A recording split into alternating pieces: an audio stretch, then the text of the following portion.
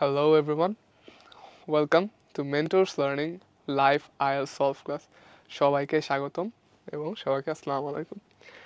আমাদের আজকের IELTS live solve ক্লাসে কি থাকছে?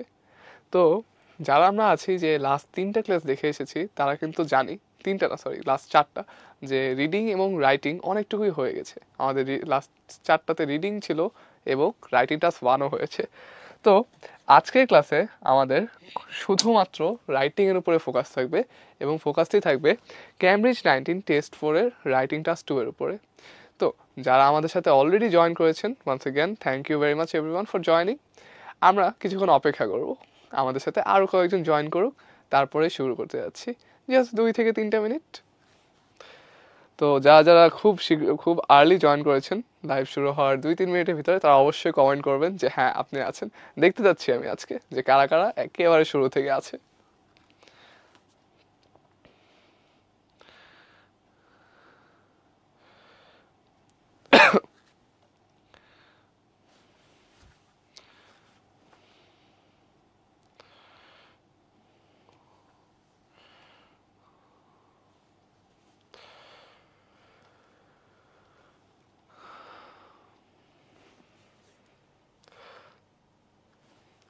আবারও বলছি, সবাইকে স্বাগতম। আমাদের আজকের আইএলস সলভ ক্লাসে থাকবে রাইটিংয়ের সলিউশন। আমরা দেখব কিছু প্রো টিপস এবং টেকনিক্স কিভাবে আমরা আমাদের রাইটিং স্কোরটাকে বুস্ট করতে পারি। আমাদের 5.5 অথবা 6কে আমরা কিভাবে একটা 7 অথবা 8-এ নিয়ে যেতে পারি, আর কিভাবে 4 থেকে 6-এ চলে আসতে পারি।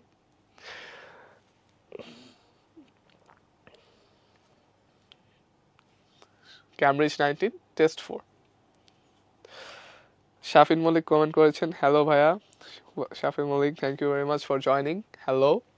সো দেখতে পাচ্ছি যে হ্যাঁ আমাদের সাথে আপনি শুরু থেকেই আছেন, অবশ্যই থাকবেন। যদি রাইটিং রিলেটেড কোনো কোয়েশ্চেন থাকে আজকে অবশ্যই করবেন। আমি আজকে চেষ্টা করব আপনাদের রাইটিং সম্পর্কিত যত প্রশ্ন আছে সবগুলোরই উত্তর করার, এবং আমরা আজকে রাইটিং একেবারে সেইভাবে সলভ করব যেন আমাদের সামনে রাইটিংয়ে আর কোনো ভয়ই না থাকে। যত ভয় আছে সব কেটে যাবে। তবে একটু মনোযোগ দিতে হবে, যেহেতু রাইটিং আমরা জানি আইএলসের সবচেয়ে হার্ডেস্ট মডিউল হিসেবেও অনেকে ধরে, কিন্তু সবচেয়ে হার্ডেস্ট আমার মনে হয় না writing, but it is one of the harder modules. Okay, so আমাদের একটু আজকে ক্লাসটাতে মনোযোগ দিতে হবে।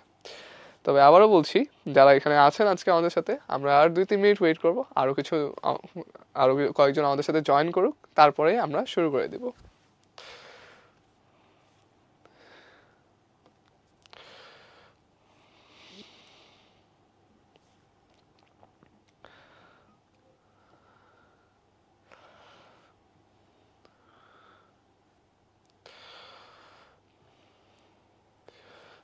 শারিয়া তারেক কমেন্ট করেছেন present, thank you very much Sharia Tareq for joining once again. যারা প্রথম থেকে জয়েন করেছেন অবশ্যই একটি কমেন্ট করে জানাবেন যে আপনি প্রথম থেকে আছেন।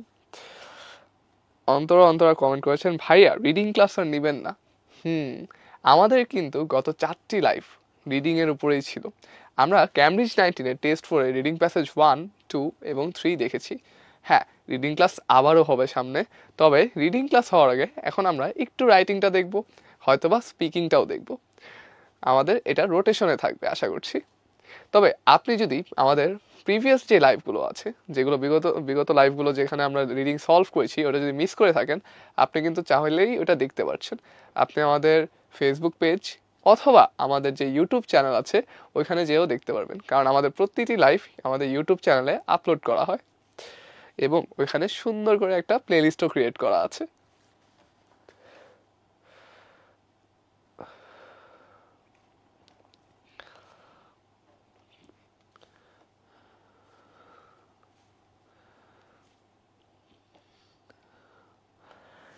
আবারও বলছি, আজকে আমাদের ক্লাসের ফোকাস থাকবে একেবারেই রাইটিংয়ের উপরে। তো যারা আমাদের মধ্যে আছি যে রাইটিং নিয়ে কোনো প্রশ্ন আছে, রাইটিং নিয়ে কোনো ভয় আছে, আমরা কিন্তু অবশ্যই জানাবো বিষয়টা। আর আজকে আমরা চেষ্টা করব রাইটিংয়ের A to Z সব ইনফরমেশনগুলো নেওয়ার। সো আমাদের আজকে রাইটিংয়ের কি করব এটা, তবে এটাতে একটু পরে আসবো।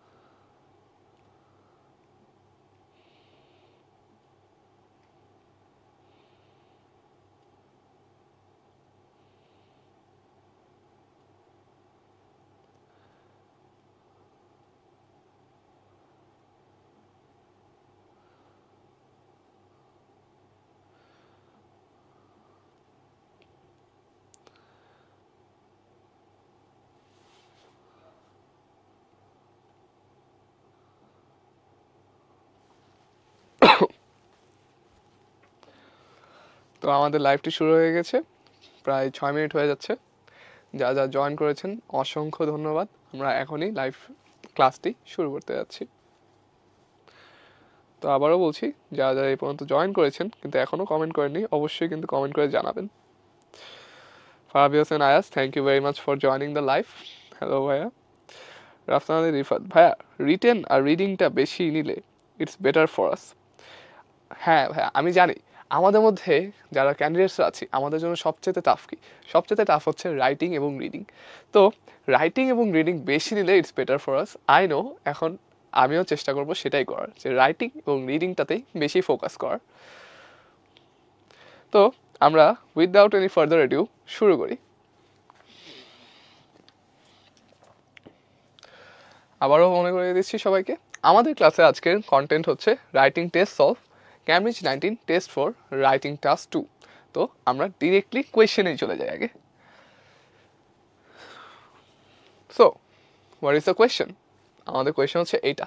আমরা আগে কোয়েশ্চেনটা একটু অ্যানালাইজ করব, দেখি যে কোয়েশ্চেনটা কী ধরনের কোয়েশ্চেন। আমরা কিন্তু জানি যে আমাদের রাইটিংয়ে বিভিন্ন টাইপের কোয়েশ্চেন থাকে, and each different type of question has a different way of answering. ঠিক আছে, প্রত্যেকটা কোয়েশ্চেন টাইপের হচ্ছে ট্যাকেল করার যে ওয়েটা, টেকনিকটা, it's different. So to get your score, to achieve your score, you must first understand the question type and what it requires. এই কোয়েশ্চেনটা আপনার কাছে কী চাচ্ছে।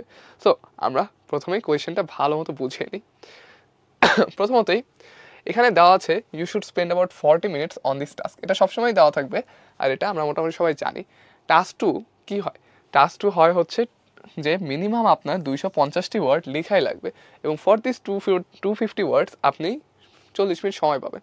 তবে একটা জিনিস ইম্পর্টেন্ট, দিস 40 মিনিটস টাইমের ভিতরে there is something called a time management. And time ম্যানেজমেন্টের ভিতরে যেটা করতে হবে সেটা হচ্ছে যে 40 মিনিটস যে শুধু লিখবেন তা না, লেখা শুরু করার আগে কিন্তু অবশ্যই আপনার ব্রেইন স্টর্ম করতে হবে। ঠিক আছে, তো আমরা আজকে দেখব যে ব্রেইন স্টর্ম আমরা করি কিনা আর ব্রেইন স্টর্ম কীভাবে করা যায়। ঠিক আছে, কিন্তু তার আগে আমরা একটু কোয়েশ্চেনটা পড়ি। So what is the topic? In many countries nowadays, consumers can go to a supermarket and buy food produced all over the world. আচ্ছা, যে পৃথিবীর এখন অনেক দেশেই কনজিউমার যারা ভোক্তা আছে তারা কি করতে পারে, তারা সুপার মার্কেটে যেয়ে পুরো পৃথিবীতে তৈরি হয় এমন খাবার কিনতে পারে। ঠিক আছে, মানে কি, মানে হচ্ছে যে বিভিন্ন জায়গার খাবার এক্সপোর্ট ইম্পোর্ট হয়, তো সব কিছুই সব জায়গায় মোটামুটি পাওয়া যায়। Do you think this is a positive or negative development? আচ্ছা, সো আমাদের প্রথমেই একটা টপিক দিয়েছে, টপিকটা আমরা বুঝলাম যে হচ্ছে মানুষজন যারা আছে সুপার মার্কেটে যে বিভিন্ন দেশের খাবার দাবার তারা কিনতে পাচ্ছে। এখন আমাদের টাস্কটা কি, what is our task? Task মানে কি, আমাদের কাজটা কি, আমাদের কি করতে হবে? আমাদেরকে করতে হবে যে do you think this is a positive or negative development. এখানে দেখবেন এই যে কোয়েশ্চেনটা আছে, এই কোয়েশ্চেনটাই হচ্ছে আমাদের কাজ। এখন এখানে সবচেয়ে ইম্পর্টেন্ট কি জানেন? সবচেয়ে ইম্পর্টেন্ট হচ্ছে এই যে ইউটা কেন? কারণ this indicates that the question wants your opinion. আপনার মতামতটা জানতে চেয়েছে, আপনি কি ভাবতেছেন, আপনার একান্ত ব্যক্তিগত ভাবনা। Do you think that this is a positive or negative? এটা কি একটা ভালো ডেভেলপমেন্ট নাকি একটা নেগেটিভ ডেভেলপমেন্ট, যে খারাপ development? Is a good thing or a bad thing? তো আমরা বুঝতে পারতেছি যে এই কোয়েশ্চেনটাতে আমাদের একটা টপিক দেওয়া হয়েছে, এবং টপিকের উপরে আমাদেরকে প্রশ্ন করা হয়েছে যে আমরা কি ভাবছি, আমরা কি এটাকে ভালো হিসাবে ধরে নিচ্ছি নাকি খারাপ হিসাবে দেখতেছি। এই জিনিসটাই হচ্ছে তাহলে কি, আমাদের অপিনিয়ন চেয়েছে। অপিনিয়ন বলতে কি বোঝায়? মতামত চেয়েছে, একান্ত ব্যক্তিগত মতামত। তার মানেই হচ্ছে এই এসেটা একটা অপিনিয়নেটিভ এসে। অপিনিয়নেটিভ এসে মানে হচ্ছে যেই এসেতে আপনার অপিনিয়ন চাওয়া হয়েছে। নন অপিনিয়নেটিভ এসেও কিন্তু আসে, যেরকম অ্যাডভান্টেজ অথবা ডিসঅ্যাডভান্টেজ, কজ অ্যান্ড এফেক্ট, এই ধরনের এসেগুলোতে কিন্তু আপনার অপিনিয়ন চাওয়া হয় না। ওগুলাতে শুধু জিজ্ঞেস করা হয় যে এটার অ্যাডভান্টেজ কী, ডিসঅ্যাডভান্টেজ কী, এটার কারণ কী এবং এটার এফেক্টটা কী। তবে এখানে আপনার মতামত জানতে চাওয়া হয়েছে। Give reasons for your answer, include any relevant examples from your own knowledge or experience, write at least 250 words. যে মিনিমাম আমাদের 250 ওয়ার্ডস লিখতে হবে। এখন এসে আমরা মোটামুটি বুঝলাম আমাদের 40 মিনিট সময় আছে, আমাদের 250টা ওয়ার্ড লিখতে হবে, এবং আমরা টপিকটাও বুঝলাম, আমাদের কি করতে হবে আমরা এটাও বুঝলাম। এখন আর একটু ইনডেপথ নলেজ লাগবে। আর একটু ইনডেপথ নলেজ কি, এই যে একটু আগে আমরা জানতে পারলাম যে হ্যাঁ দেয়ার আর কোয়েশ্চেন টাইপস, আমাদের এখন বুঝতে হবে এটা কোন কোয়েশ্চেন টাইপের মধ্যে পড়ে। দ্য থিং ইজ এটা হচ্ছে একটা আর্গুমেন্টেটিভ কোয়েশ্চেন টাইপ, যেখানে আপনার মতামতটা যে চাওয়া হয়েছে এই মতামতটাকে আপনার জাস্টিফাই করতে হবে, kind of like a debate, যেখানে কিনা একটা বিতর্কের মতো, যেখানে কিনা আপনি যেটা বলছেন এটা কেন যৌক্তিক এটাও বলতে হবে। This question type is known as argumentative question type. ঠিক আছে,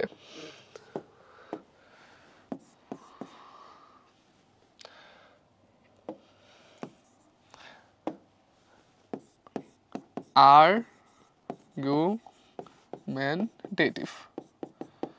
সো একটা আর্গুমেন্ট কি?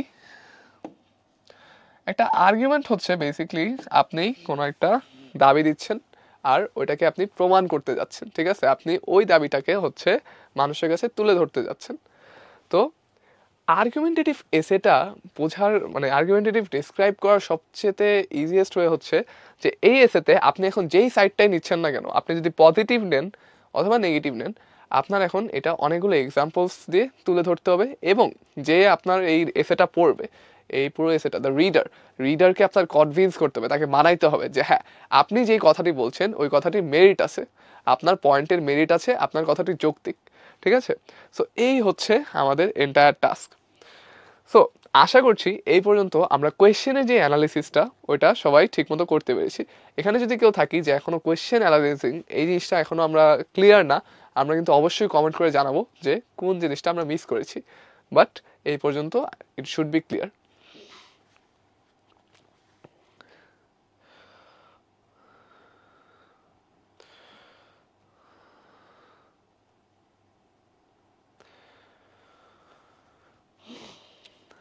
তো এখন আমরা আগে কোথায় আগাবো? আমরা এখন আগাবো হচ্ছে এই যে আর্গুমেন্টেটিভ এসে, আমরা এখন আইডেন্টিফাই করতে পেরেছি আর্গুমেন্টেটিভ এসে। এখন আমরা দেখবো যে আর্গুমেন্টেটিভ এসে কীভাবে লিখতে হয়। We will now move on to the structure. So this is the structure of writing task 2, যে কীভাবে লিখতে হবে, কোথায় কি দিতে হবে। ঠিক আছে, অ্যান্ড আর্গুমেন্টেটিভ এসে স্ট্রাকচারটা আমি জানি প্রথমবার এটা দেখে হয়তোবা একটু কমপ্লিকেটেড লাগতে পারে, কোনো সমস্যা নেই, আমি আছি তো, আমি এখানে পুরোটাই একেবারে সুন্দর করে সহজ করে বুঝিয়ে দিব। তো শুরু করি। আমাদের রাইটিং টাস্ক 2 আর্গুমেন্টেটিভ এসের প্রথম যে প্যারাগ্রাফটা লিখবো আমরা, সেটা হবে একটা ইন্ট্রোডাকশন। অনেকগুলো প্যারাগ্রাফই থাকবে, আমাদের কিন্তু লজিক্যাল প্যারাগ্রাফিংয়ের উপরেই একটা বড়সড় নাম্বার থাকে। তো এই প্যারাগ্রাফগুলো লজিক্যাল হওয়াটা খুবই জরুরি, সেই কারণে আমরা এখন এই স্ট্রাকচারটা দেখবো। সো প্রথম প্যারাগ্রাফ ইন্ট্রোডাকশন। ইন্ট্রোডাকশনটা হবে 3 সেন্টেন্সের। ঠিক আছে, 3টা সেন্টেন্সের ইন্ট্রোডাকশন হবে। প্রথম সেন্টেন্সটা হবে হচ্ছে একটা ব্যাকগ্রাউন্ড অথবা জেনারেল স্টেটমেন্ট। একটা ব্যাকগ্রাউন্ড অথবা জেনারেল স্টেটমেন্ট কীরকম, আপনাকে যে টপিকটা দেওয়া হয়েছে ওই টপিকটা নিয়ে জাস্ট কোনো একটা ছোটোখাটো আইডিয়া আপনি জেনারেট করে প্রথমেই দিয়ে দিচ্ছেন। ঠিক আছে, যেমন ধরেন কথা কথা আমাকে যদি জিজ্ঞেস করে যে mobile payments R becoming very popular and what is your opinion on it, তখন আমি হয়তো বা ওইখানে ব্যাকগ্রাউন্ড স্টেটমেন্ট দিতে পারি যে mobile phones are very powerful today and it is enabling a lot of people to do transactions. তো এটা কি, এটা হচ্ছে একটা ব্যাকগ্রাউন্ড স্টেটমেন্ট, একটা ইতিহাস যে কই থেকে এসেছে। কিন্তু এরকম লেভেলে কি আইডিয়া জেনারেট করতে হবে তাও না, আপনি চাইলে একটা জেনারেল স্টেটমেন্টও দিতে পারেন টপিকটা নিয়ে। এটা দেখতে কেমন হয় আমরা একটু পরে দেখব। তারপরে আমরা আসবো হচ্ছে question paraphrasing. What is paraphrasing? আচ্ছা, প্যারাফ্রেজিংটা কাকে বলে এইটা বোঝার জন্য আমরা এই পেজে আসি। দেখবেন এখানে প্যারাফ্রেজিংটা দেওয়া আছে। আমরা প্রথমে প্যারাফ্রেজিংয়ের যে ডেফিনেশন এটা একটু পড়ে নিই। Paraphrasing: restate text or speech using different words and sentence structures while keeping the original meaning intact.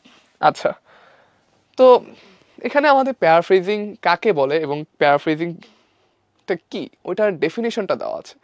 এখন এটাকে আমি যদি বাংলায় বলি, বিষয়টা হচ্ছে প্যারাফ্রেজিং মানে হচ্ছে কোনো একটা কথাকে ঘুরিয়ে বলা, ওইটার অর্থটা পরিবর্তন না করে। মানে হচ্ছে you change the sentence, you change the structure, you can change the words, you can change a lot of things, but without changing the meaning. আপনি ওটার যে মিনিংটা, ওটার মানেটা চেঞ্জ না করে, পরিবর্তন না করে আপনি বাকি সব কিছু পরিবর্তন করতেছেন। এখন প্যারাফ্রেজিং অনেকভাবে করা যায়, গ্রামার বদল করে করা যায়, সিনোনিমস সমার্থক শব্দ ব্যবহার করে করা যায়, আবার কথা একটু ঘুরিয়েও বলা যায়। যেমন আমি যদি এটা একটা সুন্দর এক্সাম্পল দিই, একটা কথা যে people use to sleep more in the past, যে মানুষ আগে বেশি ঘুমাইতো। এটাকে আমি প্যারাফ্রেজ করে বলতে পারি যে পিপল স্লিপ লেস নাওয়াডেজ, যে মানুষ এখন কম ঘুমায়। কথা কিন্তু একই, মানুষ আগে বেশি ঘুমাইতো, মানুষ এখন কম ঘুমায়। কিন্তু প্যারাফ্রেজিংটা কি হয়েছে, আমি কিন্তু পুরোটাই একেবারে ডিফারেন্টলি বলেছি। তো this is how you paraphrase. আমাদের ইন্ট্রোডাকশনের যে সেকেন্ড সেন্টেন্সটা থাকবে, সেকেন্ড সেন্টেন্সে আমরা কোয়েশ্চেনটাকেই প্যারাফ্রেজ করবো। আমাদেরকে যে টাস্কটা দেওয়া হয়েছে ওইটাকেই আমরা একটু ঘুরিয়ে লিখবো। এইটা খুবই খুবই ইম্পর্টেন্ট। এবং শুধু যে ইম্পর্টেন্ট তা না, প্যারাফ্রেজিং ইজ আ স্কিল, এই দক্ষতাটাও খুবই ইম্পর্টেন্ট। আইএলস রাইটিংয়ে আপনার যত আপনি ভালো প্যারাফ্রেজ করতে পারবেন তত ভালো দেখবেন আপনার স্কোরস আসতেছে।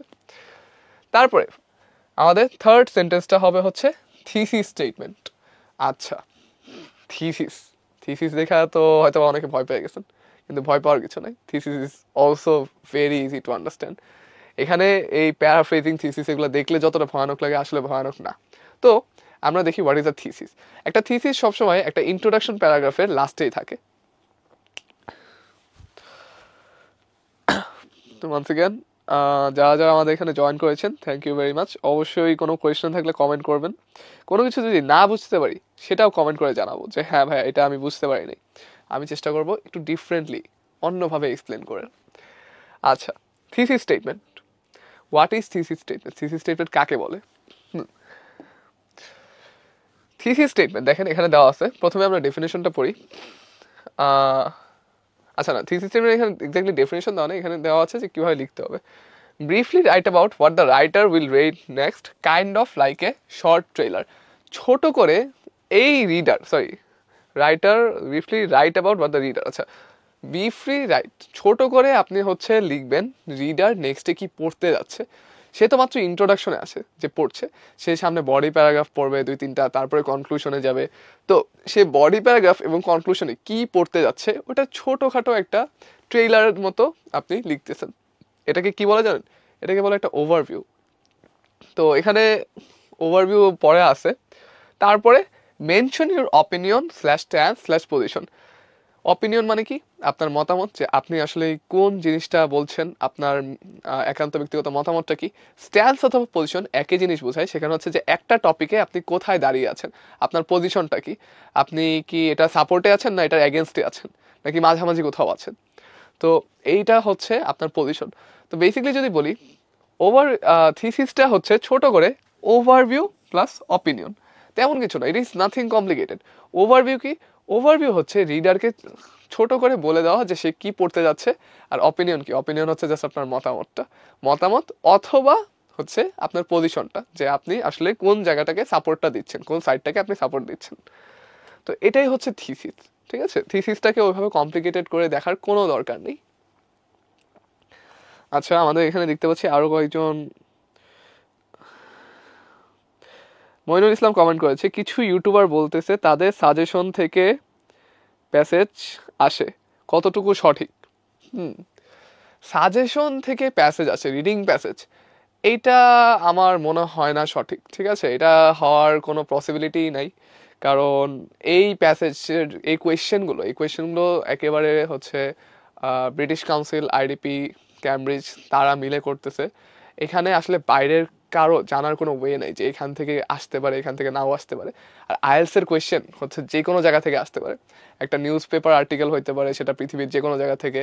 একটা বইয়ের কোনো একটা টুকরা হইতে পারে যে কোনো জায়গা থেকে। ঠিক আছে, একটা ব্লগ হইতে পারে যে কোনো জায়গা থেকে, ইন্টারনেটের কিছু হইতে পারে। সো এই জিনিসটাতে আমি বলবো যে কান না দেওয়াই ভালো।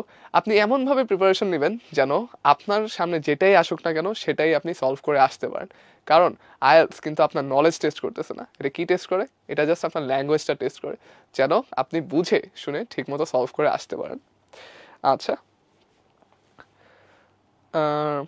মোহাম্মদ সিফাউদ্দিন হাবিব ভাইয়া কেমন আছেন? আমি আলহামদুলিল্লাহ ভালো আছি, থ্যাংক ইউ ভেরি মাচ। আপনারা কেমন আছেন অবশ্যই জানাবেন। আচ্ছা, তো আমরা আগাই। এই পর্যন্ত আমরা ইন্ট্রোডাকশনটা কমপ্লিট করে দিলাম। সো আমাদের ইন্ট্রোডাকশন কমপ্লিট। আমরা বুঝলাম ইন্ট্রোডাকশন কিভাবে লিখতে হয়। আমাদের একটা ব্যাকগ্রাউন্ড স্টেটমেন্ট দিতে হবে, আমরা কোয়েশ্চেনটাকে প্যারাফ্রেজ করব এবং আমরা থিসিস স্টেটমেন্টটা দিব। এই হচ্ছে আমাদের 3 সেন্টেন্সে ইন্ট্রোডাকশন কমপ্লিট। তারপরে আমরা আসবো হচ্ছে ডিটেলস বডি। এখন মেইন বডি অথবা ডিটেলস বডি কয়টা হবে, কিভাবে লিখতে হবে, এগুলোই আমাদের এখানে সুন্দর করে দেওয়া আছে। দেখেন, each point on your side should get a paragraph 2 to 3। এটার মানে কি?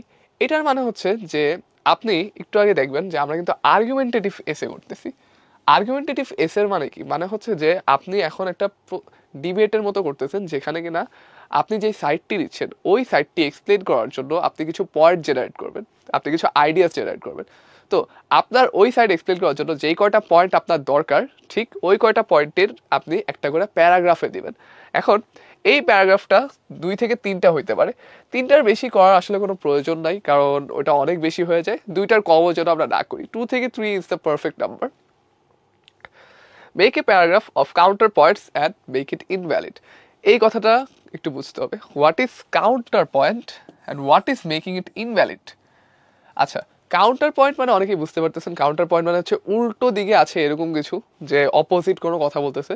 তো আপনার একটা প্যারাগ্রাফ বানাইতে হবে যেখানে আপনার অপোজিশন, আপনি যেই সাইডে আছেন তার অপোজিট সাইডে যারা আছে তারা কি বলতেছে, এবং ওটাকে ইনভ্যালিড করে দিতে হবে। ইনভ্যালিড মানে কি? যে ওটা কেন ভ্যালিড না, কেন ওটা তুচ্ছ, কেন ওটা কাজ করতেছে না, কেন ওটা যৌক্তিক না, এই জিনিসটা আপনার প্রমাণ করে দিতে হবে। বেসিক্যালি আপনি কেন ওটা সাপোর্ট করছেন না, ঠিক আছে? সো আপনি একটা কাউন্টার পয়েন্ট বলবেন এবং কাউন্টার পয়েন্ট বলার সাথে সাথে ওইটাকে আপনি বাতিলও করে দিবেন যে না, এটা অ্যাকসেপ্টেবল না।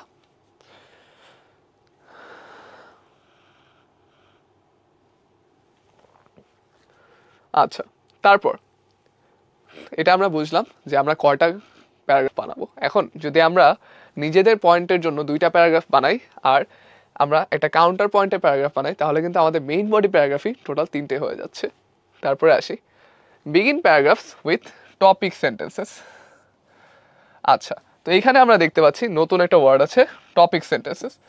সো টপিক সেন্টেন্স কি? টপিক সেন্টেন্স কি বোঝার জন্য আমরা একটু এই পেজে চলে আসি। Topic sentence expresses the main idea of a paragraph. Topic sentence হচ্ছে ওই প্যারাগ্রাফটা মেইনলি কি নিয়ে কথা বলছে অথবা মেইন আইডিয়াটা কি, ওইটাই হচ্ছে ডিরেক্টলি বলে দিচ্ছে। Guides the reader about what type of about what the paragraph will discuss.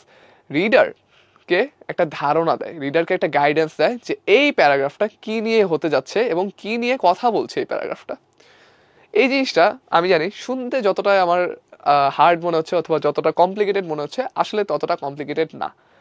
আমরা টপিক সেন্টেন্সের একটা অথবা 2টা এক্সাম্পল দেখলেই অনেক ক্লিয়ার হয়ে যাব।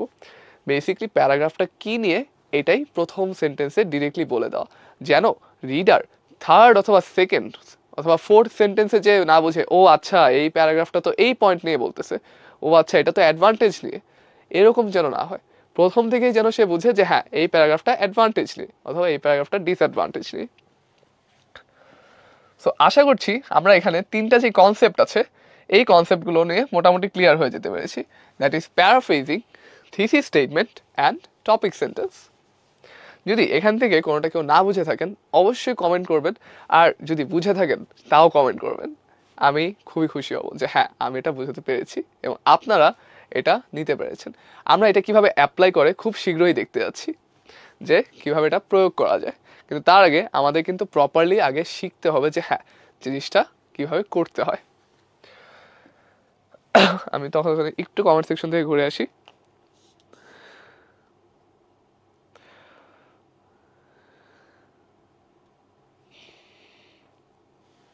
আচ্ছা, সুমায়া সুব্রিন কমেন্ট করেছে থিসিস স্টেটমেন্ট আরেকবার বোঝান। আচ্ছা জি, আপনার জন্য আমি থিসিস স্টেটমেন্টটি আরেকবার দেখতেছি। তো প্রথমত থিসিস স্টেটমেন্টটা কোথায় দেওয়া হয়? থিসিস স্টেটমেন্টটা দেওয়া হয় ইন্ট্রোডাকশনের শেষ সেন্টেন্সে। তো আমাদের ইন্ট্রোডাকশন যেহেতু আমরা শিখেছি 3টা সেন্টেন্সের হবে, আমাদের থিসিস স্টেটমেন্টটা হবে হচ্ছে থার্ড সেন্টেন্সে। Now what is a thesis? একটি থিসিস হচ্ছে যে যেখানে আপনি আপনার রিডার, যে আপনার এসেটা পড়বে, যে আপনার লেখাটা পড়বে, তাকে খুব শর্টে সে কী নিয়ে পড়তে যাচ্ছে ওটা এক্সপ্লেন করে দিচ্ছেন, আর সাথে আপনি আপনার অপিনিয়নটাও দিচ্ছেন। বেসিকলি থিসিসের ফর্মুলাটা হচ্ছে ওভারভিউ প্লাস অপিনিয়ন।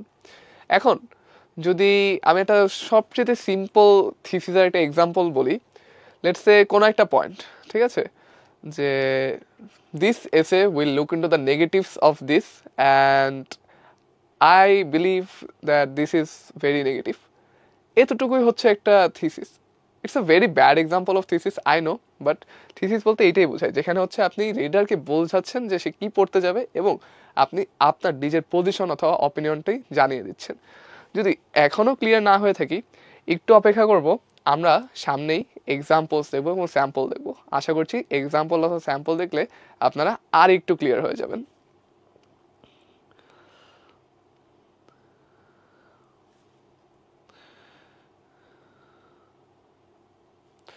ঠিক আছে, তো এইবার আমরা দেখতে পারলাম যে হচ্ছে আমাদের শুরু করতে হবে টপিক সেন্টেন্স দিয়ে, মেইন বডি প্যারাগ্রাফ। তারপরে কি করব? টপিক সেন্টেন্স দিয়ে শুরু করার পরে আমরা একটা অথবা দুইটা পয়েন্ট বলবো যেগুলো আমরা বলতে যাচ্ছি এবং আমরা সাপোর্ট দিব। ওই পয়েন্টগুলো শুধু বললেই হবে না, পয়েন্টগুলোকে অবশ্যই সাপোর্ট দিতে হবে। সাপোর্টটা কীভাবে দিব? আমরা সাপোর্টটা দিতে পারি এক্সাম্পল অথবা ফ্যাক্ট অথবা ডেসক্রিপশন ব্যবহার করে। আমরা যে কোনো একটা এক্সাম্পল দিতে পারি, একটা উদাহরণ দিতে পারি, আমরা কোনো একটা ফ্যাক্ট অথবা নাম্বার তুলে ধরতে পারি, অথবা আমরা ডিসক্রাইব করে দিতে পারি, আমরা ঠিক ডিরেক্টলি বলে দিতে পারি, আমরা লিখে দিতে পারি যে কিভাবে এটা হেল্প করতেছে অথবা কিভাবে এটা হচ্ছে, কিভাবে আমি যে পয়েন্টটা দিচ্ছি ওই পয়েন্টটা যৌক্তিক। আমরা যে কোনো কিছু একটা দিয়ে অথবা কম্বাইন করে, কম্বিনেশনেও আমরা আমাদের এই পয়েন্টগুলোকে সাপোর্ট দিতে পারি। তো সাপোর্ট পার্টটা কিন্তু খুবই ইম্পর্টেন্ট। তারপর আসবো আমরা কনক্লুশন, ফাইনালি উপসংহার। কনক্লুশনে কি করব? Conclusion, paraphrase, thesis statement. এইবার দেখেন, এখানে প্যারাফ্রেজও আছে, থিসিসও আছে। তার মানে কি? মানে হচ্ছে আমরা ঠিক এখানে যেই দুটো কনসেপ্ট শিখেছি, এখন কিন্তু এসে আমাদের দুটো কনসেপ্টই কাজে লাগতেছে, আমাদের কাজে লাগাতে হবে। এখন আমরা অলরেডি জানি প্যারাফ্রেজ কি। প্যারাফ্রেজ হচ্ছে কথাটা ঘুরিয়ে বলা। তো তেমন কিছুই না, আমরা জাস্ট থিসিস যেটা লিখে এসেছি ওইটাকেই আমরা আরেকবার ঘুরিয়ে লিখবো কনক্লুশনে।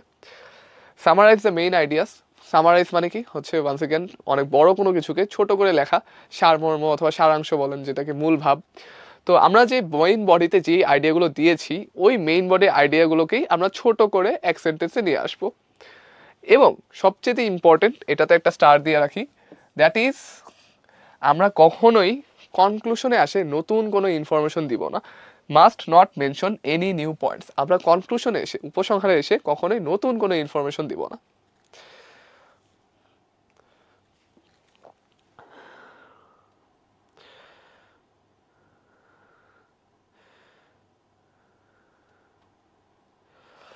ভাইয়া, আচ্ছা, নিলয় চাকি কমেন্ট করেছেন, ভাই রাইটিংয়ের শুরু থেকেই কোনো দিনই রাইটিং টাস্ক 1 200-এর নিচে শেষ করতে পারিনি। আমার মেন্টরও এটা বলেছে যে আমি যেন 180-র মধ্যে শেষ করি, কিন্তু পারছি না। এই ক্ষেত্রে কি করব? রাইটিং টাস্ক 1 হচ্ছে এমন একটা রাইটিং টাস্ক যেখানে আপনাকে অনেক বেশি ইনফরমেশন দেওয়া হয় এবং আপনার হচ্ছে ছোট করা লাগে। ঠিক আছে, আপনার যত শর্টে সম্ভব তত করা লাগে।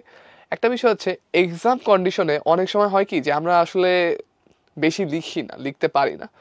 তো আমি যেটা বলবো যে আপনি একটু চেষ্টা করবেন সময় নিয়ে করা। আপনি যদি দেখেন যে সময় ধরে করবেন, 20 মিনিটে যদি দেখেন যে আপনি 200 ওয়ার্ড লিখে ফেলতেছেন, তাহলে আপনি নিজেকে 18 মিনিট দিন। 18 মিনিটেও যদি 200 ওয়ার্ড লেখেন, তাহলে আপনি নিজেকে 15 মিনিট দিন। ঠিক আছে, আপনি দেখেন যে কতটুকু সময় আপনি নিজেকে অ্যালাউ করলে আপনি ওই ওয়ার্ড কাউন্টের নিচে চলে আসতেছেন। ঠিক আছে, কিন্তু অবশ্যই খেয়ালে রাখবেন যে তাড়াহুড়ো করা যাবে না, ভুল করা যাবে না, এবং আপনি যে ইনফরমেশনটা নিচ্ছেন ঠিক মতো, লিখছেন ঠিক মতো, এই জিনিসটা আপনার অবশ্যই এনশিওর করতে হবে। তবে বেশি লেখার একটা বড়সড় কারণ হতে পারে যে হয়তোবা আপনি নিজেকে একটু সময়টা বেশি দিচ্ছেন, আর চেষ্টা করবেন একটা ফুল মক দেওয়ার। তবে রাইটিংয়ে যদি 200 ওয়ার্ডের বেশি লিখেন, এটা যে অনেক বেশি প্রবলেমেটিক তা কিন্তু না, কারণ আমাদের ওয়ার্ড কাউন্টের উপরে কোনো মার্কস নেই। এমন না যে আপনি বেশি লিখলে মার্কস কম পাবেন। তবে হ্যাঁ, আমরা যত বেশি লিখি তত আমাদের ভুল করার প্রবণতা বেড়ে যায়। We are more likely to make mistakes. তো আমরাও চেষ্টা করবো 180 170 এই রেঞ্জেই থাকার। আচ্ছা, তো এই পর্যন্ত নীলয় চকি, আশা করছি আপনার কমেন্টের আপনার যে কোয়েরিটা ছিল, আপনার কোয়েশ্চেনটা উত্তর করতে পেরেছি। অবশ্যই আশা করি যেটা আপনার হেল্প করবে। আরফিন পারভেজ কমেন্ট করেছেন, ভাইয়া এটা কি পিটি এর ক্লাস? না ভাইয়া, এটা পিটি এর ক্লাস না, এটা আমাদের আইএলস এর লাইভ ক্যামব্রিজ সলিউশন ক্লাস। ওকে, তো আমরা এখন মোটামুটি ইন্ট্রোডাকশন দেখলাম, মেইন বডি দেখলাম, কনক্লুশনও আমরা দেখে ফেললাম। তো আমাদের এখন আর তেমন কিছু কিন্তু বাকি নেই। আমরা আর্গুমেন্টেটিভ এসে ইন জেনারেল এসে আমরা কিভাবে অ্যান্সার করব সব কিছু আমরা দেখে ফেলেছি। এখন আমরা চলেন আরেকবার আমাদের অরিজিনাল কোয়েশ্চেনটাতে ফিরে যাই। সো কোয়েশ্চেনটা ছিল কি? কোয়েশ্চেনটা ছিল যে in many countries nowadays people can go to a supermarket and buy food produced all over the world. Do you think this is a positive or negative development? যেটাকে আমরা ধরে নিয়েছিলাম যে হ্যাঁ, এটা একটা আর্গুমেন্টেটিভ এসে এবং এখানে আমাদের কি অপিনিয়ন চাওয়া হয়েছে। তো আমরা এতক্ষণ ধরে আর্গুমেন্টেটিভ এসে দেখলাম, কিভাবে লিখতে হয় সেটা দেখলাম। এখন আমরা চলে যাই এইখানে যা যা শিখেছি, এই দুটো স্লাইডে যা যা শিখেছি এটা আমরা প্রয়োগ করব। এখন আজকে আমরা আপনাদের জন্য ঠিক এই ফরম্যাটে একটা স্যাম্পল দিয়ে এসেছি তৈরি করে। যেটা আমরা করব সেটা হচ্ছে আমরা স্যাম্পলটা দেখব এবং স্যাম্পল দেখে দেখে আমরা মিলাবো এবং বুঝবো যে হ্যাঁ, এটা কি আমরা যেটা শিখেছি ওটার সাথে ঠিকঠাক মিলছে কিনা।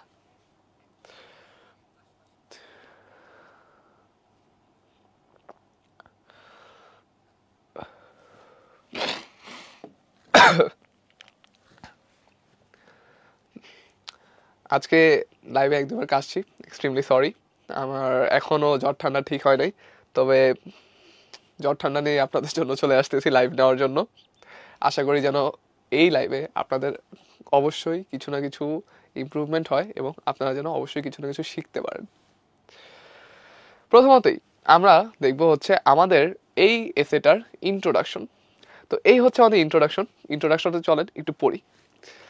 Globalization has significantly transformed the way food is produced and consumed worldwide. Today, supermarkets in many countries sell items imported from distant regions and give people access to products that were once seasonal or rare. Although this trend may appear convenient due to environmental impact and the threat it poses to local farmers, I believe this is a negative development. আচ্ছা, পুরোটা একটানা পড়লাম, এভাবে পড়লে হবে না, অত একটু বুঝতে হবে। তো চলেন আমরা একটু বুঝি।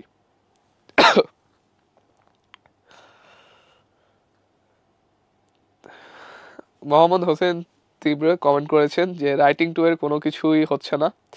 আমি রাইটিং ক্লাসও করেছি। যদি রাইটিং 2 এর কোনো কিছু নাই হয়ে থাকে তাহলে আশা করি আজকে আপনাদের এই ক্লাসটা একটু হলেও হেল্প করতেছে। তবে ফাউন্ডেশনাল রাইটিং একটু ট্রাই করেন, ঠিক আছে? ফাউন্ডেশনাল রাইটিং ট্রাই করেন। আরেকটা বিষয় হচ্ছে যে অবশ্যই আইএলসের বাইরেও একটু লেখেন, ঠিক আছে? দেখেন আসলে লিখতে পারেন কিনা, কারণ আইএলসের জিনিসটা of course it's more advanced, it's harder and it's also টাফার on the mind, pressure নিয়ে লেখা লাগে, ঠিক আছে? আপনি একটু দেখেন যে দৈনন্দিন জীবনে একটা ডায়েরি রাখতে পারেন কিনা, একটু লেখার সাথে একটু জড়িত থাকেন, ঠিক আছে? দেখেন ইংলিশে লেখেন যে কোনো কিছু, I think that might improve. একটা ইন্টারেস্ট তৈরি করেন এটার প্রতি। আচ্ছা, এনিওয়ে ইন্ট্রোডাকশন। তো প্রথমেই দেখবেন globalisation has significantly transform the way food is produced and consumed worldwide. Globalisation বলতে কি বোঝানো হচ্ছে? গ্লোবালাইজেশন বলতে বোঝানো হচ্ছে যে এখন এসে আমাদের ইন্টারনেটের কারণে অথবা আমাদের এখন ট্রান্সপোর্টেশন এত সস্তা অথবা এত ইজি হওয়ার কারণে পুরো ওয়ার্ল্ডটা অনেক কানেক্টেড হয়ে গেছে। এই কানেক্টেড হওয়ার জন্য কি হচ্ছে, আমাদের কিভাবে আমরা খাবার খাচ্ছি এবং কিভাবে খাবার তৈরি করতেছি, দ্য কনজিউমড অ্যান্ড প্রডিউসড, এটা ওয়ার্ল্ড ওয়াইড সিগনিফিকেন্টলি চেঞ্জ হয়ে গেছে। ট্রান্সফর্ম বলতেই চেঞ্জ হয়ে গেছে। এই প্রথম সেন্টেন্সটাই কি জানেন? This entire first sentence is our background statement. এটাই ছিল হচ্ছে আমরা একটু আগে যে ব্যাকগ্রাউন্ড স্টেটমেন্টটা শিখে এসেছি ওইটা, যে আমরা একটা ইতিহাস দিলাম যে কেন এরকম হচ্ছে, গ্লোবালাইজেশনের কারণে এরকম হচ্ছে। আচ্ছা, তো এই ছিল আমাদের ফার্স্ট সেন্টেন্স, যেখানে আমরা দেখলাম যে yes this is a background statement. তারপরে আমরা চলে যাই সেকেন্ড সেন্টেন্সে। Today supermarkets in many countries sell items imported from distant regions, giving people access to products that were once seasonal or rare. আচ্ছা, এইটা কি? এখানে বলতেছে যে বর্তমানে সুপারমার্কেটগুলোতে হচ্ছে বিভিন্ন দেশের প্রোডাক্ট থাকে, যেটার কারণে কিনা মানুষ কি করতেছে, মানুষ হচ্ছে তারা সিজনাল অথবা যেটা একটু কম পাওয়া যায় ওই ধরনের খাবার দাবারও অনেক ইজিলি পেয়ে যাচ্ছে। এই যে সুপার মার্কেটে যে এখন অনেক ধরনের খাবার দাবার থাকে, এটা কি জানেন? এটাই কিন্তু আমাদের কোয়েশ্চেনে বলেছিল, ওইটাকেই ঘুরায় বলছে। আমরা যদি কোয়েশ্চেনে ফেরত যাই দেখবো যে in many countries nowadays consumers go to supermarket and buy food produced all over the world. যে বেশিরভাগ দেশেই বেশিরভাগ না, অনেকগুলো দেশেই হচ্ছে সুপার মার্কেটগুলোতে পুরো পৃথিবীতে তৈরি হচ্ছে এমন খাবার পাওয়া যাচ্ছে। ঠিক ওইটাই আমাদের এই সেকেন্ড সেন্টেন্সটাতেও বলেছে। সো যেহেতু এটা মিলেই যাচ্ছে, আমরা কিন্তু ডিরেক্টলি এটা বুঝতেই পারতেছি যে এইটা হচ্ছে আমাদের যে সেকেন্ড সেন্টেন্সটা কোয়েশ্চেন প্যারাফ্রেজিং, ওইটার সাথে ডিরেক্টলি মিলে যাচ্ছে। So this is our question paraphrasing.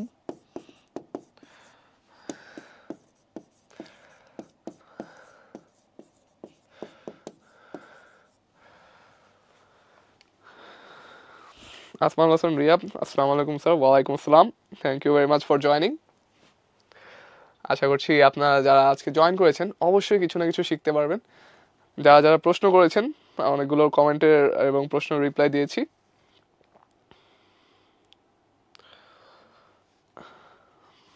Continue করি, লেটস মুভ অন। তারপর although this trend may appear convenient due to the environmental impact and the threat it poses to local farmers, I believe this is a negative development. দেখেন আমি কি লিখেছি, আমি আসলে এটাই মনে করি যে এই জিনিসটা একটা নেগেটিভ জিনিস। তো অলদো যদিও এটা সবার কাছে কনভিনিয়েন্ট লাগতে পারে, ইজি মনে হইতে পারে, due to the environmental impact and threat it possesses, যেই থ্রেটটা এটা দেয় আর এনভায়রনমেন্টাল ইম্প্যাক্ট যেটা আছে এটার কারণে যে আশেপাশে পরিবেশের উপরে যে ইম্প্যাক্টটা পড়ে, আমার মনে হয় এটা একটা নেগেটিভ ডেভেলপমেন্ট, এটা একটা খারাপ ডেভেলপমেন্ট, খারাপ thing, it's a bad thing.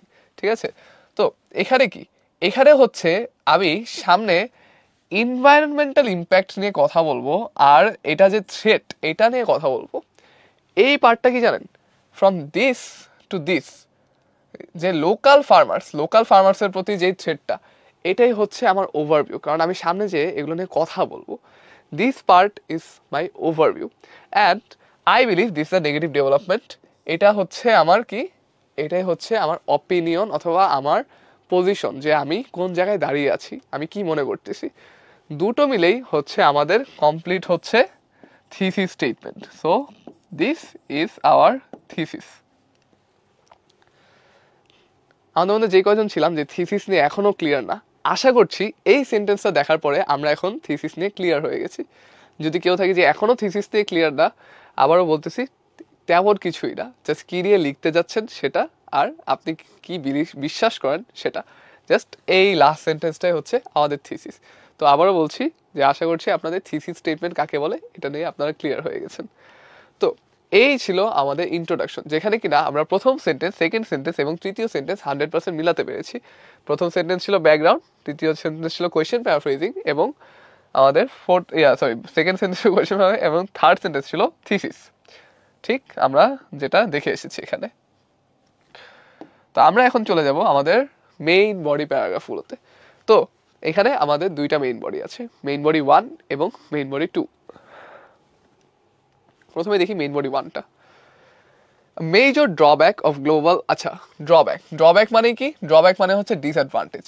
তো মেজর মানে কি, মেজর মানে হচ্ছে বড় সড়ো একটা disadvantage. Major drawback of global food imports is the environmental damage they cause. এই দেখেন ঠিক ওইটাই চলে এসেছে। আমি আমার থিসিসে যেই পয়েন্টটা সবার আগে বলেছি যে এনভায়রনমেন্টাল ড্যামেজ, ওইটাই কিন্তু এখানে আমার সবার আগে চলে এসেছে। Transporting goods across continents requires air and sea freight, both of which emit large amounts of carbon dioxide. এই জিনিসগুলোকে ট্রান্সপোর্ট করার জন্য, এক জায়গা থেকে আরেক জায়গায় স্থানান্তর করার জন্য, ঠিক আছে, যেমন বাংলাদেশ থেকে হয়তো বা ইউএসএ নেওয়ার জন্য যেই পরিমাণ খরচ, যেই পরিমাণ আসলে আমাদের কার্বন ডাইঅক্সাইড বার্ন করতে হয়, ফুয়েল জ্বালানি করতে খরচ করতে হয়, ওইটার জন্য কি হয়, ওইটা হচ্ছে আমাদের কার্বন ডাইঅক্সাইড ক্রিয়েট করে, কার্বন ডাইঅক্সাইড তৈরি করে, আর এটা হচ্ছে আমাদের পরিবেশের জন্য খারাপ, আমাদের পরিবেশ দূষণ হচ্ছে, এটাতে পলিউশন হচ্ছে, তো এটা ভালো না। ফর ইনস্টেন্স মানে কি বোঝানো, হয়তো একটা এক্সাম্পল দেবো, দেখি আমি তো এটা বললাম, এখানে কি আমরা এখন একটা এক্সাম্পল দেখবো, দেখি তো।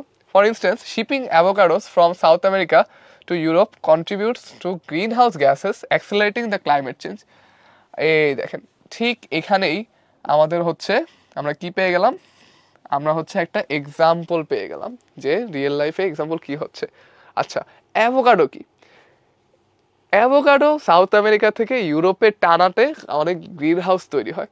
তো এটা তো আমি লিখেছি। আমার আজকে আপনাদের কাছে একটা প্রশ্ন আছে, যারা আছেন যে লাইভে জয়েন করেছেন তারা এটা কমেন্ট করে জানাবেন, অ্যাভোকাডো কি? অ্যাভোকাডো কাকে বলা হয় এবং অ্যাভোকাডোর মানেটা কি, এটা কি আসলে? সো অবশ্যই কমেন্ট করে আমাকে জানাবেন। আচ্ছা,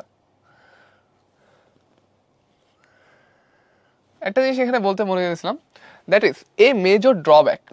এই পার্টটা হচ্ছে খুবই ইম্পর্টেন্ট, কারণ এইটা দিয়ে কি বোঝা যাচ্ছে, এইটা দিয়ে কিন্তু বোঝা যাচ্ছে এই প্যারাগ্রাফটাতে না মেইনলি একটা নেগেটিভ সাইড নিয়ে কথা হবে, যেটা একটা খারাপ দিক নিয়ে কথা হবে। কারণ কি মেজর ড্রব্যাক মানে কি, যে বড়সড় কোনো একটা ডিসঅ্যাডভান্টেজ।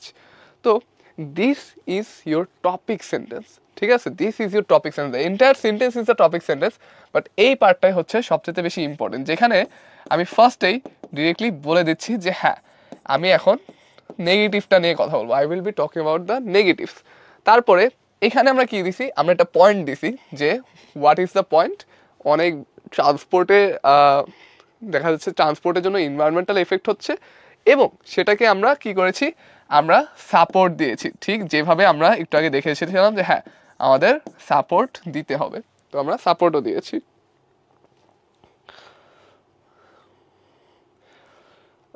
বাদশাহ ফাহাদ কমেন্ট করেছে, আসসালামু আলাইকুম ভাইয়া। ওয়ালাইকুম সালাম, thank you very much for joining.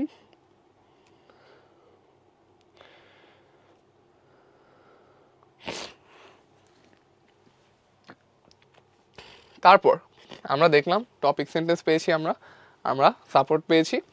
এখন আমরা চলে যাব হচ্ছে লাস্ট যে সেন্টেন্সটা আছে, in addition the energy needed for refrigeration and storage during transit makes this system highly unsustainable. আচ্ছা, তো এখানে কি করছে, এখানে হচ্ছে আমরা অরিজিনাল যে পয়েন্টটা ছিল ওই পয়েন্টের উপরে আমাদের আর একটু অ্যাড করেছে, ঠিক আছে? যে আরেকটু হচ্ছে আমাদের এটা যে কমপ্লিটলি একটা সেকেন্ড পয়েন্ট অথবা যে সেকেন্ড একটা পয়েন্ট তা না, বেসিক্যালি এখানে বোঝাচ্ছে যে হ্যাঁ যেটা করতেছে ওইটা আরও খারাপ। আর এখানে আমরা কি করতেছি, এখানে আরেকটা ফ্যাক্টস তুলে ধরতেছি। সো এটাও কি, এটাও হচ্ছে আমাদের সাপোর্ট। তো এই ছিল আমাদের মেইন বডি 1। এবার আমরা দেখব যে আমাদের মেইন বডি 2-তে কি হচ্ছে।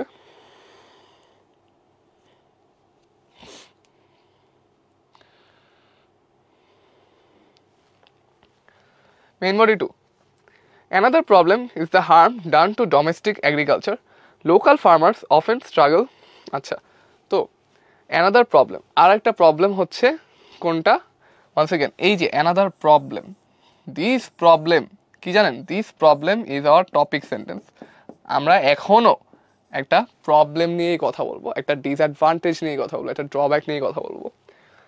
Is the harm done to domestic agriculture. Domestic agriculture মানে কি, লোকাল এগ্রিকালচার, লোকাল ফার্মার্স। আমরা কিন্তু আমাদের থিসিসের দেখে এসেছি যে হ্যাঁ কি বলেছিলাম, যে লোকাল ফার্মার্সের জন্য যে থ্রেট ওইটাও একটা negative side. So once again এটাও কিন্তু আমরা থিসিসে একটা ছোট করে ট্রেলার দিয়ে এসেছিলাম যে হ্যাঁ আমরা এটা নিয়ে কথা বলতে যাচ্ছি। Local farmers often struggle to compete with cheaper imported products, leading to reduced income and long-term decline in traditional farming. তো এখানে আমরা একটা পয়েন্ট ক্রিয়েট করেছি যে লোকাল যারা ফার্মার্স আছে তারা হচ্ছে স্ট্রাগল করে, তারা হচ্ছে আসলে বাইরের যে সস্তা ইম্পোর্টেড প্রোডাক্ট ওইটার সাথে কম্পিট করতে পারে না, তারা প্রতিযোগিতা করতে পারে না, তারা ওই দামে দিতে পারে না, যেই কারণে কি হয়, long term decline in the traditional farming. Traditional যে ফার্মিং একটা জায়গার ওইখানে অনেক লম্বা সময়ে আস্তে আস্তে কমে যায়, ফার্মার্সরা ডিমোটিভেটেড হয়ে যায় এবং অ্যাগ্রিকালচার ইন জেনারেল কমে যায়। তো আমরা এখানে একটা পয়েন্ট দেখলাম এই পর্যন্ত। তারপর this also undermines food security as seen during the COVID pandemic when international supply chains were disrupted, leaving many regions vulnerable. আচ্ছা, এখন এখানে আমাদেরকে কি বলছে যে ফুড সিকিউরিটি, আমরা যদি এই ধরনের বড়সড় বাইরে থেকে আসতেছে, দূর থেকে আসতেছে এই ধরনের খাবারের উপর ডিপেন্ডেন্ট হয়ে যায়, তাহলে কিন্তু আমাদের সিকিউরিটিটাও কমে যাচ্ছে। কীরকম, এখানে সে আবারও একটা ডিরেক্ট রিয়েল লাইফ এক্সাম্পল তুলে ধরেছে, সাপোর্ট দিয়েছে কি এক্সাম্পল দিয়ে। আমরা কিন্তু বারবার দেখতেছি যে একটা করে পয়েন্ট দিব এবং আমাদের অবশ্যই সাপোর্ট দিতে হবে। As seen during the COVID-19 pandemic when international food supply chains were disrupted. COVID-19 সময়, করোনার সময় কি হয়েছিল যে ইন্টারন্যাশনাল সাপ্লাই চেইনস, যে গ্লোবালি পুরো পৃথিবী জুড়ে যে খাবারের এদিক ওদিক করা হচ্ছিল, ট্রান্সপোর্টেশন সাপ্লাই, এটা কি হয়েছিল, এটা ডিসরাপ্ট হয়েছিল, এটা হচ্ছে ড্যামেজ হয়েছিল, এটা স্টপ ছিল, এটা ধ্বংস হয়ে গেছিলো, যেই কারণে লিভিং মেনি রিজিয়ন্স ভালনারেবল, যে অনেক এলাকা, রিজিয়ন্স মানে তো এলাকা, যে অনেক এলাকা কি ছিল ভালনারেবল ছিল। What is vulnerable? ভালনারেবল হচ্ছে what's the word for it, যে উইক ছিল আর কি, ঠিক আছে, যে আসলে খাবারের সংকট ছিল এরকম। এখানে এটাই বোঝানো হচ্ছে যে খাবারের সংকট, ভালনারেবল মানে হচ্ছে দুর্বল ছিল, ঠিক আছে। তো তাদের ওখানে খাবার কম ছিল, হয়তো খাবারের দাম বেড়ে গেছিলো, সাপ্লাই কম ছিল। অফকোর্স সাপ্লাই যদি কম থাকে, ডিমান্ড যদি বেশি হয়, তাহলে তো দাম বাড়বেই। তো ঠিক ওই জিনিসটা বলতেছে এখানেও, কিন্তু আমরা দেখতে পাচ্ছি দুইটা পয়েন্ট বলতেছে। একটা হচ্ছে যে লোকাল ফার্মার্সরা হচ্ছে এফেক্ট হবে, যে লোকাল ফার্মারদের জন্য এটা একটা থ্রেট। আর সেকেন্ড হচ্ছে যে কোনো সময় সিকিউরিটি রিস্ক হয়ে যেতে পারে, যে যদি বাই চান্স কিছু না, মানে যদি কিছু হয়, সেক্ষেত্রে এটা একটা প্রপার অপশন হিসেবে ইউজ করা সম্ভব না। কোভিড-19 একটা এক্সাম্পল তুলে এটা বলা হয়েছে। তো এই ছিল আমাদের দুইটা মেইন বডি প্যারাগ্রাফ। একটা জিনিস নোটিস করবেন, মেইন বডি 1 এবং মেইন বডি 2 দুটোই কিন্তু আমাদের নিজস্ব সাইডের পয়েন্ট। ঠিক আমরা আর্গুমেন্টেটিভে যেটা দেখে এসেছিলাম, আমরা একটু আবারও স্ট্রাকচারে চলে আসি।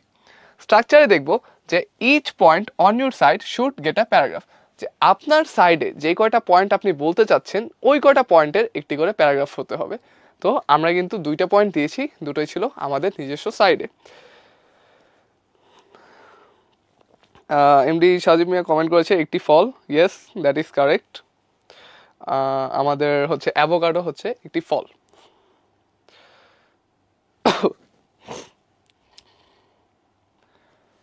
তারপর এবার আমরা চলে আসবো হচ্ছে আমাদের মেইন বডি 3-তে। মেইন বডি 3 আমাদের চতুর্থ প্যারাগ্রাফ। মেইন বডি 3-তে দেখবেন সাম আর্গিউ মানে কিছু মানুষ হচ্ছে বলে, some argue that international food trade benefits consumers by offering variety and cultural experiences. তো এখানে হচ্ছে চলে এসেছে কোনটা জানেন, এটা হচ্ছে আমাদের কাউন্টার পয়েন্টের যেই প্যারাগ্রাফটা। আমরা কিন্তু দেখেছিলাম যে হ্যাঁ, আমাদের নিজস্ব সাইডে যে কয়টা পয়েন্ট আছে ওটার জন্য একটা করে প্যারাগ্রাফ দিতে হবে এবং আমাদের কাউন্টার পয়েন্টের একটা প্যারাগ্রাফ দেওয়া লাগবে। তো এই কাউন্টার পয়েন্টের প্যারাগ্রাফটা আমরা তুলে ধরতেছি। কেন, কিভাবে বুঝলাম? কারণ এটা ডিরেক্টলি উল্টা কথা বলতেছে, যে কিছু মানুষ বলতেছে যে এই ট্রেডটা কি করে, ভ্যারাইটি অফার করে এবং কালচারাল এক্সপিরিয়েন্স, যে হ্যাঁ আমার এখানে অপশন বেশি আছে এবং আমি অন্য কালচারের খাবার খেতে পারতেছি। হয়তো বা বাংলাদেশে এটা পাওয়া যায় না, ওই দেশে এটা পাওয়া যায়, আমি এখন বাংলাদেশ থেকে খেতে পারতেছি। while this may be true, পরেরটা দেখি আমরা, while this may be true, so এটাই হচ্ছে আমাদের কাউন্টার পয়েন্ট। এটা আমি আগে মার্ক করি যে this is hour counter point.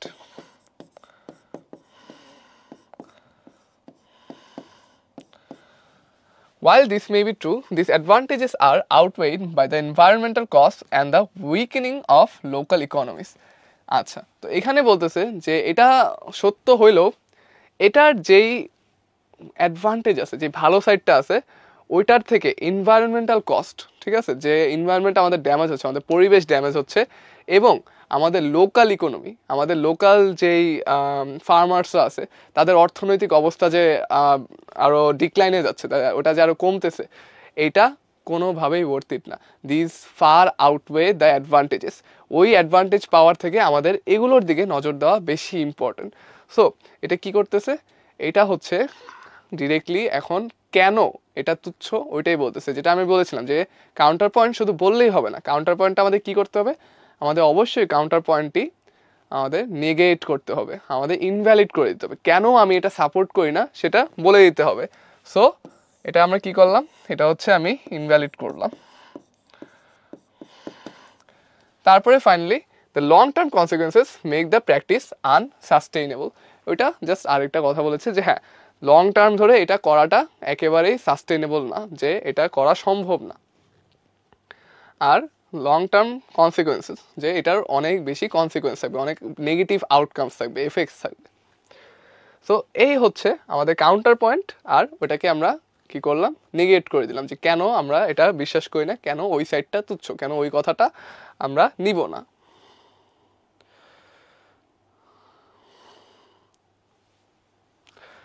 ওকে, তারপরে ফাইনালি আমরা প্রায় শেষের দিকে চলে এসেছি। আমাদের হচ্ছে এখন কনক্লুশন, মানে হচ্ছে উপসংহার। তো উপসংহার নিয়ে আমরা কি দেখেছিলাম, আমরা একটু ঘুরে আসি চলেন। আমরা এখনো পর্যন্ত যা যা দেখেছি সবই মিলাতে পেরেছি। মেইন বডিতে আমাদের দুটো পয়েন্ট নিজেদের সাইডে দিলাম, আমরা টপিক সেন্টেন্সগুলো দেখলাম, আমরা কি করলাম, আমরা হচ্ছে একটা কাউন্টার পয়েন্ট বানাইলাম, যে হ্যাঁ কাউন্টার পয়েন্ট, এবং ওটাকে ইনভ্যালিডও করে দিলাম। ফাইনালি কনক্লুশন, আমরা থিসিসটাকে প্যারাফ্রেজ করব, মেইন আইডিয়াগুলোকে ছোট করে লিখে আসবো এবং নতুন কিছু দিব না। তো ছোট করে একটা কনক্লুশনটা দেখে নিই আমরা।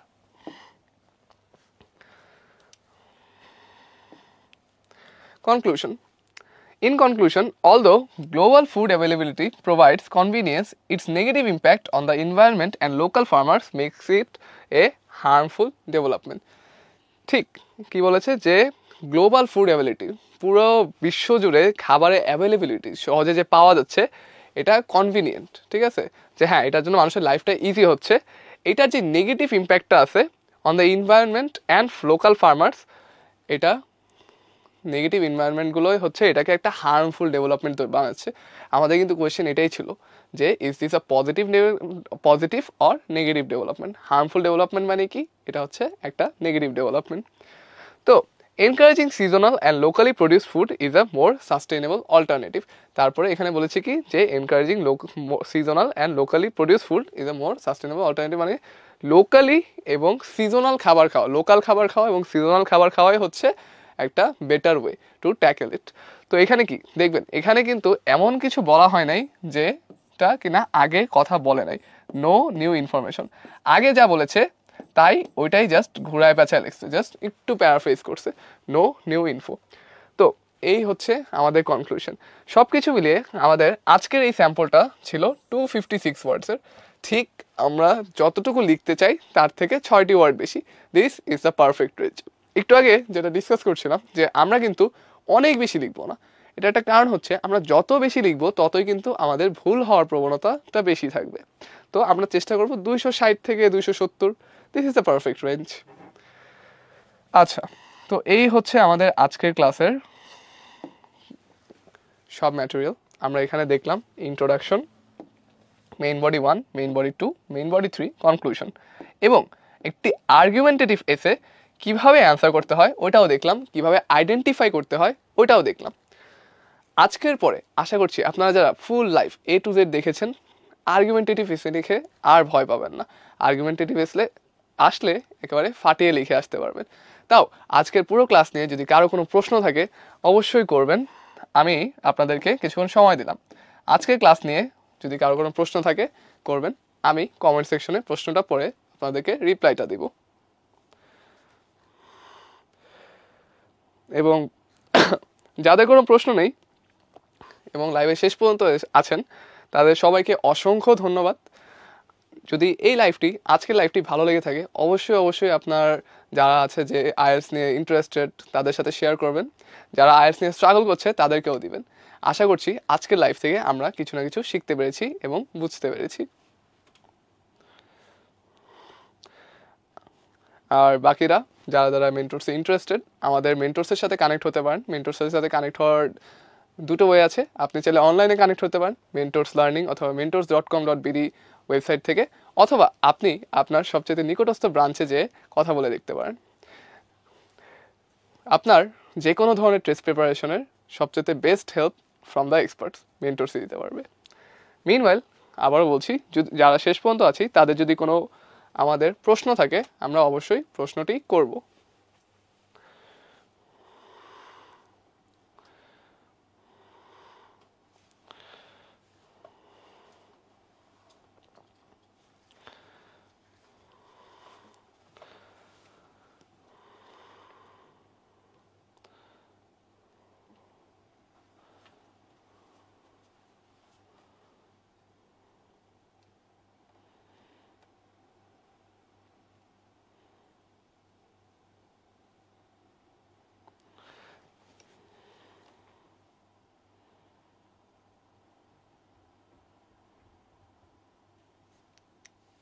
ইন্ট্রোটা আবার বুঝিয়ে দিলে ভালো হতো।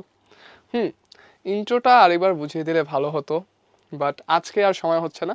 নেক্সট কোনো একটা রাইটিং ক্লাসে আমাদের আবার দেখা হবে, এবং আমাদের অনেকগুলো রাইটিং টাস্কের ইন্ট্রো একই হয়।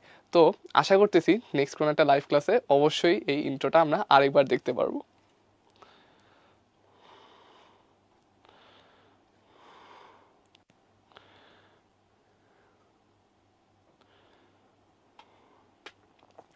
বডি পার্টের মধ্যেই কি কয়েকটা agree or disagree related example and reason দিয়ে দেন ওইটার অপোজিট কিছু রিজন দিতে পারবো। সারিয়া তার কোয়েশন করেছে।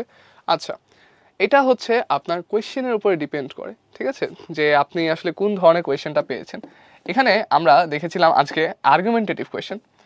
আর্গুমেন্টেটিভ কোয়েশ্চেনের স্ট্রাকচারটা দেখবেন। আর্গুমেন্টেটিভ কোয়েশ্চেনের স্ট্রাকচারটা হচ্ছে আপনি যেই সাইডটা নিচ্ছেন সেটা হচ্ছে আপনি যদি অ্যাগ্রি করেন অথবা ডিসঅ্যাগ্রি করেন, যেটাই করেন না কেন, আপনি যদি অ্যাগ্রি করেন আপনার অ্যাগ্রিমেন্টের 2টা পয়েন্ট দিবেন, 2টা আপনি হচ্ছে প্যারাগ্রাফ বানাবেন।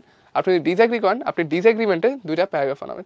এবং আপনি কি করবেন, আপনি হচ্ছে একটা কাউন্টার পয়েন্টের প্যারাগ্রাফ বানাবেন এবং ওইটাকে ইনভ্যালিড করে দিবেন। কেন ওইটা তুচ্ছ, কেন ওইটা আপনি সাইডটি নিচ্ছেন না, ওইটা আপনার করা লাগবে। ঠিক আজকে কিন্তু আমরা সেটাই দেখেছি। আমাদের বডি প্যারাগ্রাফ 1 এবং 2 হচ্ছে নেগেটিভস নিয়েছিল, যেখানে কিনা আমরা বলেছি যে হ্যাঁ আমরা এটা সাপোর্ট করি না, এটা নেগেটিভ। তারপরে বডি প্যারাগ্রাফ 3তে এসে আমরা বলেছি যে কিছু মানুষ আছে যারা সাপোর্ট করে, কারণ এটা কি, কারণ এটা ভ্যারাইটি দিচ্ছে এবং কালচারাল এক্সপিরিয়েন্সেস দিচ্ছে। তবে তারপরেই কি, তারপরেই আমরা সাথে সাথে বলে দিয়েছি যে না, এটা কেন ইনভ্যালিড, কেন এটা জাস্টিফাইড না। তো আর্গুমেন্টেটিভের বিষয়টা হচ্ছে এরকম। এখন অ্যাগ্রি অর ডিসএগ্রি যখন আপনার কোয়েশ্চেন থাকতেছে তখন কিন্তু ম্যাক্সিমাম টাইম যেটা করা লাগে সেটা হচ্ছে যে হ্যাঁ আপনার যে কোনো একটা সাইড নেওয়াই লাগতেছে, is this A positive or negative development. তবে কম্প্যারিজন অ্যান্ড কন্ট্রাস্ট, এটা যেখানে কিনা আপনাকে 2টো সাইড দেওয়া হবে, ওইখানে কিন্তু আপনার সাইড নেওয়া লাগবে না। ওখানে আপনার 2টো সাইড তুলে ধরতে হবে এবং আপনার মতামতটা দিতে হবে। আপনি চাইলে একটি সাইড নিতেও পারবেন, আবার চাইলে নিউট্রালও থাকতে পারবেন। It all depends on the question. আচ্ছা, এখানে হচ্ছে আমাদের ফুল স্যাম্পলটা আছে। আমি ফ্রেমের বাইরে হালকা যাই সো দ্যাট একবার হলো ভিডিওতে আসে পুরোটা। আশা করছি পুরোটা ভিডিওতে একবার আসছে। সো পরে যদি কেউ চান পুরোটা একবারে নিতে চান তাহলে এখান থেকে একটা স্ক্রিনশট তুলে নিতে পারবেন।